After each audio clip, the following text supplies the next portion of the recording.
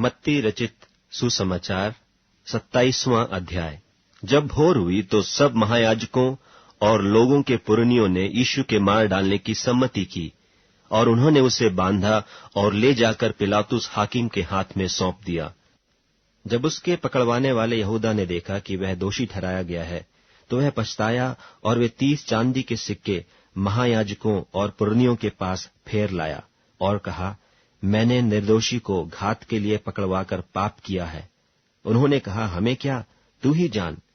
तब वह उन सिक्कों को मंदिर में फेंक कर चला गया और जाकर अपने आप को फांसी दी। महायाजकों ने उन सिक्कों को लेकर कहा, इन्हें भंडार में रखना उचित नहीं, क्योंकि यह लोहू का दाम है। सो उन्होंने सम्मति करके उन सिक्कों से परदेशियों के गाड़ने के लिए कुम्हार का खेत मोल ले लिया। इस कारण वह खेत आज तक लोहू का खेत कहलाता है। तब जो वचन यिर्मयाह भविष्यद्वक्ता के द्वारा कहा गया था वह पूरा हुआ कि उन्होंने वे 30 सिक्के अर्थात उस ठहराए हुए मूल्य को, जिसे इस्राएल की संतान में से कितनों ने ठहराया था, ले लिए और जैसे प्रभु ने मुझे आज्ञा दी थी वैसे ही उन्हें कुम्हार के खेत के मूल्य में दे दिया। जब यीशु हाकिम के सामने खड़ा था तो हाकिम ने उससे पूछा कि क्या तू यहूदियों का राजा है? यीशु ने उससे कहा, तू आप ही कह रहा है। जब महायाजक और पुरनिये उस पर दोष लगा रहे थे तो उसने कुछ उत्तर नहीं दिया। इस पर पिलातुस ने उससे कहा, क्या तू नहीं सुनता कि ये तेरे विरोध में कितनी गवाहियां दे रहे हैं? परंतु उसने उसको एक बात का भी उत्तर नहीं दिया, यहां तक कि हाकिम को बड़ा आश्चर्य हुआ। और हाकिम की यह रीति थी कि उस पर्व में लोगों के लिए किसी एक बंधुए को, जिसे वे चाहते थे, छोड़ देता था। उस समय बरअब्बा नाम उन्हीं में का एक नामी बंधुआ था। सो जब वे इकट्ठे हुए तो पिलातुस ने उनसे कहा, तुम किसको चाहते हो कि मैं तुम्हारे लिए छोड़ दूं, बरअब्बा को या यीशु को जो मसीह कहलाता है? क्योंकि वह जानता था कि उन्होंने उसे डाह से पकड़वाया है। जब वह न्याय की गद्दी पर बैठा हुआ था तो उसकी पत्नी ने उसे कहला भेजा कि तू उस धर्मी के मामले में हाथ न डालना, क्योंकि मैंने आज स्वप्न में उसके कारण बहुत दुख उठाया है। महायाजकों और पुरनियों ने लोगों को उभारा कि वे बरअब्बा को मांग लें और यीशु को नाश कराएं। हाकिम ने उनसे पूछा कि इन दोनों में से किसको चाहते हो कि तुम्हारे लिए छोड़ दूं? उन्होंने कहा, बरअब्बा को।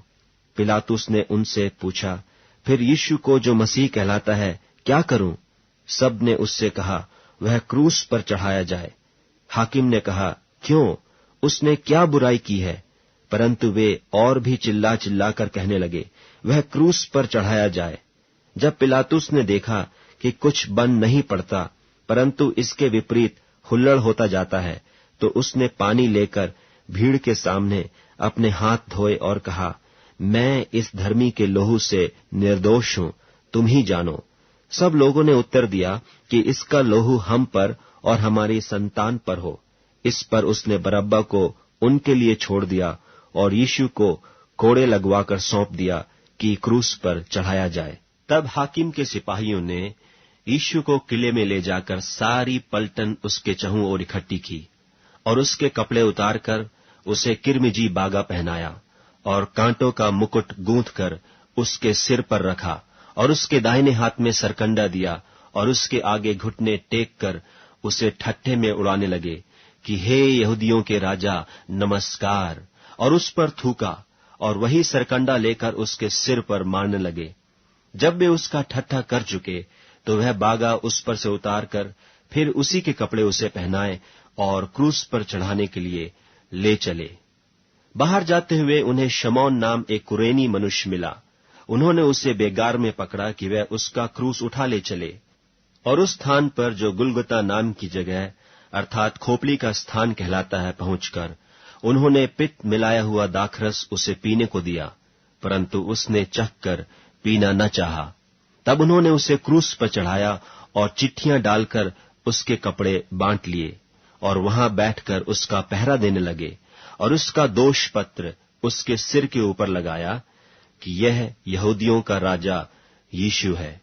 तब उसके साथ 2 डाकू एक दाहिने और एक बाएं क्रूसों पर चढ़ाए गए और आने जाने वाले सिर हिला हिला कर उसकी निंदा करते थे और यह कहते थे कि हे मंदिर के ढाने वाले और 3 दिन में बनाने वाले, अपने आप को तो बचा। यदि तू परमेश्वर का पुत्र है तो क्रूस पर से उतर आ। इसी रीति से महायाजक भी शास्त्रियों और पुरनियों समेत ठट्ठा कर करके कहते थे कि इसने औरों को बचाया और अपने आप को नहीं बचा सकता। यह तो इस्राएल का राजा है, अब क्रूस पर से उतर आए तो हम उस पर विश्वास करें। उसने परमेश्वर पर भरोसा रखा है।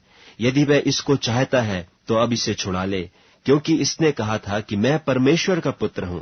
इसी प्रकार डाकू भी जो उसके साथ क्रूसों पर चढ़ाए गए थे उसकी निंदा करते थे। दोपहर से लेकर तीसरे पहर तक उस सारे देश में अंधेरा छाया रहा। तीसरे पहर के निकट यीशु ने बड़े शब्द से पुकार कर कहा, एली एली लमा शबक्तनी, अर्थात हे मेरे परमेश्वर, तूने मुझे क्यों छोड़ दिया। जो वहां खड़े थे उनमें से कितनों ने यह सुनकर कहा, वह तो एलिय्याह को पुकारता है। उनमें से एक तुरंत दौड़ा और स्पंज लेकर सिरके में डुबोया और सरकंडे पर रखकर उसे चुसाया। औरों ने कहा, रह जाओ, देखें एलिय्याह उससे बचाने आता है कि नहीं। तब यीशु ने फिर बड़े शब्द से चिल्लाकर प्राण छोड़ दिए, और देखो मंदिर का पर्दा ऊपर से नीचे तक फटकर 2 टुकड़े हो गया, और धरती डोल गई, और चट्टानें तड़क गईं, और कब्रें खुल गईं, और सोए हुए पवित्र लोगों की बहुत लोथें जी उठीं। और उसके जी उठने के बाद वे कब्रों में से निकलकर पवित्र नगर में गए और बहुतों को दिखाई दिए। तब सूबेदार और जो उसके साथ यीशु का पहरा दे रहे थे भूइंडोल और जो कुछ हुआ था देखकर अत्यंत डर गए और कहा, सचमुच यह परमेश्वर का पुत्र था। वहां बहुत सी स्त्रियां जो गलील से यीशु की सेवा करती हुई उसके साथ आई थीं, दूर से यह देख रही थीं। उनमें मरियम मगदलीनी और याकूब और योसेस की माता मरियम और जब्दी के पुत्रों की माता थीं। जब सांझ हुई तो यूसुफ नाम अरमतियाह का एक धनी मनुष्य, जो आप ही यीशु का चेला था, आया। उसने पिलातुस के पास जाकर यीशु की लोथ मांगी। इस पर पिलातुस ने दे देने की आज्ञा दी। यूसुफ ने लोथ को लेकर उसे उज्ज्वल चादर में लपेटा और उसे अपनी नई कब्र में रखा जो उसने चट्टान में खुदवाई थी, और कब्र के द्वार पर बड़ा पत्थर लुढ़काकर चला गया। और मरियम मगदलीनी और दूसरी मरियम वहां कब्र के सामने बैठी थीं। दूसरे दिन, जो तैयारी के दिन के बाद का दिन था, महायाजकों और फरीसियों ने पिलातुस के पास इकट्ठे होकर कहा, हे महाराज, हमें स्मरण है कि उस भरमाने वाले ने अपने जीते जी कहा था कि मैं 3 दिन के बाद जी उठूंगा। सो आज्ञा दे कि तीसरे दिन तक कब्र की रखवाली की जाए, ऐसा न हो कि उसके चेले आकर उसे चुरा ले जाएं और लोगों से कहने लगें कि वह मरे हुओं में से जी उठा है। तब पिछला धोखा पहले से भी बुरा होगा। पिलातुस ने उनसे कहा, तुम्हारे पास पहरुए तो हैं, जाओ अपनी समझ के अनुसार रखवाली करो। सो वे पहरुओं को साथ लेकर गए और पत्थर पर मुहर लगाकर